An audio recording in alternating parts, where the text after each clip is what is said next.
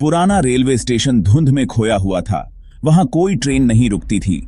पटरियां जंग लगी हुई थीं। पटरियों के बीच घास उगाई थी। हवा ठंडी और नम थी। बारिश की खुशबू आ रही थी और कुछ और भी, कुछ धातु जैसा, कुछ खून जैसा। स्टेशन हाउस अंधेरा था। ज्यादातर खिड़कियां टूटी हुई थीं। जो बची थीं वे गंदगी से ढकी हुई थीं। अंदर वेटिंग रूम खाली था। फर्श पर धूल की मोटी परत जमी हुई थी। बेंचें उल्टी पड़ी थीं। छत से एक बल्ब लटका हुआ था। वह बीच बीच में टिमटिमाता था। उगी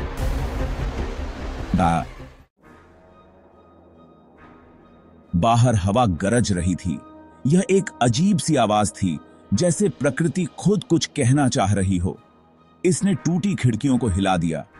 खिड़कियों की खड़खड़ाहट ने माहौल को और भी डरावना बना दिया। आवाज किसी के चिल्लाने जैसी थी या किसी के रोने जैसी। यह आवाजें दिल को दहला देने वाली थीं, बताना मुश्किल था। हवा फुसफुसाती हुई लग रही थी, जैसे कोई अदृश्य शक्ति अपने रहस्य साझा कर रही हो। यह परछाइयों और रहस्यों की बात करती थी। हर परछाई के पीछे एक कहानी छुपी हुई थी। यह एक भयानक त्रासदी की बात करती थी। एक ऐसी त्रासदी जिसने इस जगह को हमेशा के लिए बदल दिया। हवा का एक झोंका स्टेशन से होकर गुजरा। यह झोंका जैसे अतीत की कहानियों को साथ लेकर आया हो। इसने फर्श पर पड़ी धूल को उड़ा दिया। धूल के कण हवा में नाचने लगे, जैसे किसी पुराने समय की यादें ताजा हो रही हों। कागज पूरे कमरे में उड़ गए। ये कागज जीसी इही कानीशी, जैसे किसी भूले हुए इतिहास के पन्ने हों। वे डरे हुए पक्षियों की तरह घूम रहे थे, जैसे किसी अदृश्य खतरे से बचने की कोशिश कर रहे हैं। हवा और ठंडी हो गई। यह ठंडक हड्डियों तक पहुंच रही थी। मेरी रीढ़ की हड्डी में सिहरन दौड़ गई। यह सिहरन डर और रहस्य का मिश्रण थी। मुझे ऐसा लगा जैसे कोई मुझे देख रहा है। यह एहसास और भी गहरा हो गया, जैसे कोई छाया मेरे पीछे खड़ी हो। कई साल पहले स्टेशन के पास एक ट्रेन दुर्घटनाग्रस्त हो गई थी। बहुत अंधेरी और तूफानी रात थी। ट्रेन लोगों से भरी हुई थी। वे छुट्टियों के लिए घर जा रहे थे। ट्रेन बहुत तेज गति से जा रही थी।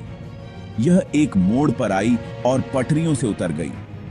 इंजन में विस्फोट हो गया। आग ने मलबे को अपनी चपेट में ले लिया। ज्यादातर यात्रियों की मौत हो गई। रात में उनकी चीखें गूंज उठीं। ग्रामीणों ने दुर्घटना की आवाज सुनी। वे मदद के लिए दौड़े, लेकिन तब तक बहुत देर हो चुकी थी। गांव वाले कहते हैं कि स्टेशन प्रेतबाधित है। वे कहते हैं कि यात्रियों की आत्माएं वहां फंस गई हैं। वे कहते हैं कि यात्री अभी भी अपनी यात्रा समाप्त होने की प्रतीक्षा कर रहे हैं। वे कहते हैं कि वे रात में ट्रेन की सीटी सुन सकते हैं। वे कहते हैं कि स्टेशन मास्टर प्लेटफॉर्म पर घूमता है। वह अपने हाथ में लालटेन लिए हुए है। वह बचे लोगों की तलाश कर रहा है। उसे नहीं पता कि वह मर चुका है। उसे नहीं पता कि उसकी तलाश बेकार है। भाग 5 एक्सप्लोरर्स। एक दिन दोस्तों के एक समूह ने पुराने स्टेशन जाने का फैसला किया। उन्होंने कहानियां सुनी थी। वे देखना चाहते थे कि क्या वे सच थीं। वे जवान और मूर्ख थे। वे भूतों पर विश्वास नहीं करते थे। उन्हें जल्द ही सच्चाई का पता चल जाएगा। दोस्त स्टेशन पहुंचे। ठंडी और धुंधली शाम थी। स्टेशन जितना उन्होंने सोचा था उससे भी ज्यादा खौफनाक लग रहा था। उन्होंने अंदर कदम रखा। हवा भारी और स्थिर थी। ऐसा लगा जैसे वे किसी मकबरे में चल रहे हों। भाग 6 परछाइयां और बत्तियां। दोस्तों ने स्टेशन का पता लगाया। वे खाली वेटिंग रूम में घूमते रहे। उन्होंने धूल भरे टिकट ऑफिस में झांका। उन्होंने अपनी आंखों के कोनों में परछाइयां हिलती हुई देखीं। उन्होंने खाली कमरों से फुसफुसाहट की आवाजें सुनी। दोस्तों में से एक ने कसम खाई कि उसने प्लेटफॉर्म के अंत में एक व्यक्ति को खड़ा देखा। वह व्यक्ति लंबा और पतला था। उसने एक लंबा कोट पहना हुआ था। वह व्यक्ति धुंध में गायब हो गया। दोस्त असहज महसूस करने लगे। उन्होंने जाने का फैसला किया। जैसे ही वे मुड़े उन्हें एक आवाज सुनाई दी। ये एक ट्रेन के आने की आवाज थी। दोस्त जम गए। उन्होंने अविश्वास में सुना। आवाज तेज होती गई। हेडलाइट की एक जोड़ी धुंध को चीरती हुई आई। पटरियों पर एक ट्रेन आ रही थी। ये धीरे धीरे आगे बढ़ रही थी। यह उनके सामने आकर रुक गई। ट्रेन पुरानी और जंग लगी हुई थी। ऐसा लग रहा था जैसे यह किसी और समय से आई हो। दोस्त डर के मारे देखते रहे। ट्रेन से एक व्यक्ति निकला। वह व्यक्ति कंडक्टर की वर्दी पहने हुए था। उसका चेहरा पीला और हड्डियों से चिपका हुआ था। उसकी आंखें अंधेरे में लाल चमक रही थीं। वह दोस्तों पर मुस्कुराया। यह कोई दोस्ताना मुस्कान नहीं थी, यह मौत की मुस्कान थी। यह समटामा। टिकट कृपया, कंडक्टर ने कहा। उसकी आवाज भारी और कर्कश थी। यह धातु के पीसने जैसा लग रहा था। दोस्त डर के मारे पीछे हट गए। वे जानते थे कि उन्हें बचना होगा, लेकिन उस रात की याद उन्हें हमेशा सताती रही। वह रात जब सब कुछ बदल गया था, उनके जीवन का एक ऐसा हिस्सा बन गई थी जिसे वे चाहकर भी भुला नहीं सकते थे।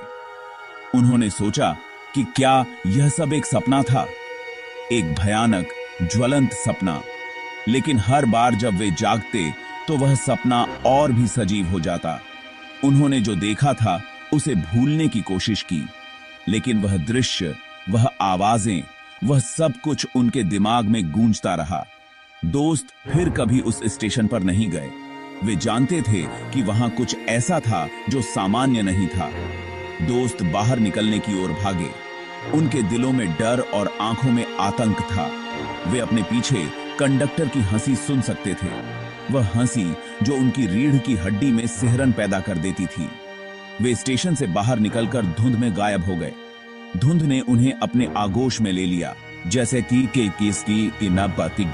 जैसे कि वह उन्हें छुपा रही हो। वे तब तक नहीं रुके जब तक वे गांव नहीं पहुंच गए। गांव की रोशनी ने उन्हें थोड़ी राहत दी। उन्होंने अपनी कहानी हर उस व्यक्ति को बताई जो उनकी बात सुनना चाहता था।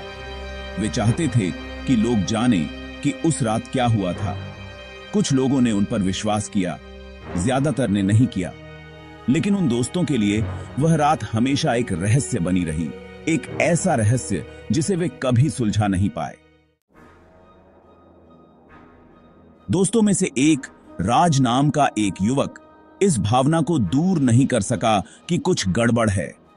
वह हमेशा ऐसा महसूस करता था जैसे कोई उसे देख रहा हो, जैसे कोई अदृश्य शक्ति उसके हर कदम पर नजर रख रही हो। उसने महसूस किया कि कोई ठंडी उपस्थिति उसका पीछा कर रही है।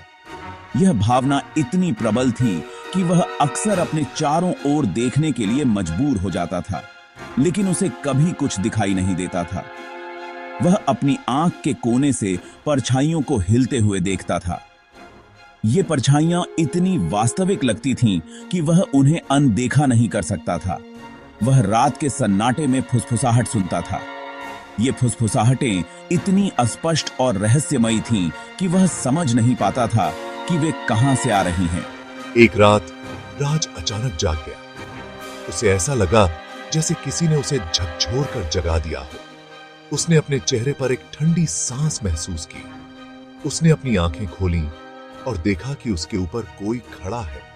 उसके ऊपर कंडक्टर की भूतिया आकृति खड़ी थी। यह आकृति इतनी स्पष्ट थी कि वह अपनी आंखों पर विश्वास नहीं कर पा रहा था। उसकी लाल आंखें अंधेरे में चमक रही थीं। ये आंखें इतनी भयानक थीं कि राज का दिल तेजी से धड़कने लगा। वह राज पर नीचे मुस्कुराया। उसकी मुस्कान में एक अजीब सी दहशत थी, जैसे वह राज की आत्मा को चीर कर देख रहा हो। आपका टिकट, वह फुसफुसाया। उसकी आवाज इतनी ठंडी और गहरी थी कि राज के रोंगटे खड़े हो गए। मेरा मानना है कि आप मुझे अपना टिकट देना भूल गए। राज ने घबराते हुए अपने चारों ओर देखा, लेकिन उसे कुछ समझ नहीं आ रहा था कि वह क्या करे।